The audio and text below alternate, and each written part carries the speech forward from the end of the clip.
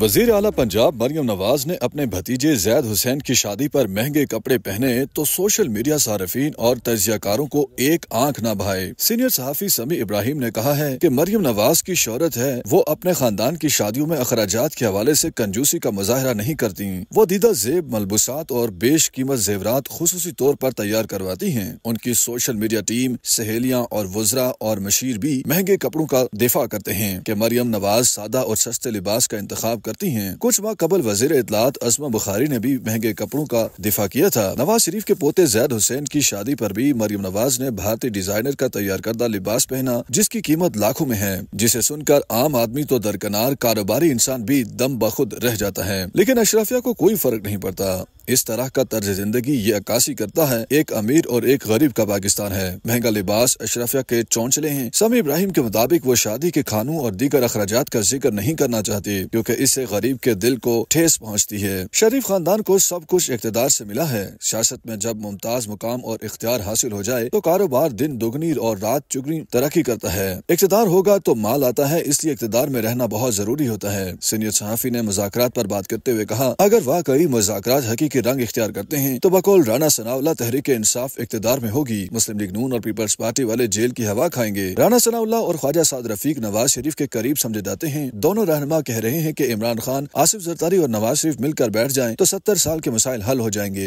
اگر یہ مل جائیں تو سویرین بالادستی قائم ہو جائے گی۔ ان ناموں میں عمران خان صاحب کا نام بھی ہونا چاہیے، آصف علی زرداری صاحب کا بھی نام ہونا چاہیے، میاں نواز شریف کا نام۔ تو میں یہ کہتا ہوں کہ یہ جو بحران 70 سالوں سے اس ملک کو گھیرے ہوئے ہیں، یہ 70 دنوں میں ختم ہو سکتا ہے۔ سمیع ابراہیم نے کہا کہ کئی ممالک میں کچھ لوگ ریاست سے بھی زیادہ امیر ہیں، اسی طرح پاکستان میں بھی عمرا مل جائیں تو ریاست سے زیادہ طاقتور بن جائیں گے۔ خواجہ آصف مذاکرات کے حامی نہیں ہیں، وہ 2013 سے الیکشن ہار رہے ہیں، لیکن ان کے ذریعے جیت جاتے ہیں۔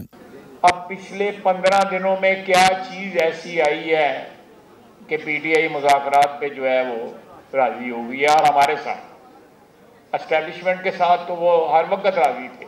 کو مجھے بتائے تو صحیح، سارے کہتے ہیں کہ مذاکرات کا میں مخالف ہوں، لیکن مجھے کو بتائے تو صحیح اس چیز کا۔ یہ 15 دن میں کیا کوئی نسخہ جو ہے سامنے آیا ہے، کیا کوئی تعویذ آیا ہے یا کیا ہوا ہے، کسی نے پھونک ماری ہے کہ یہ مذاکرات کیوں ہو رہے ہیں؟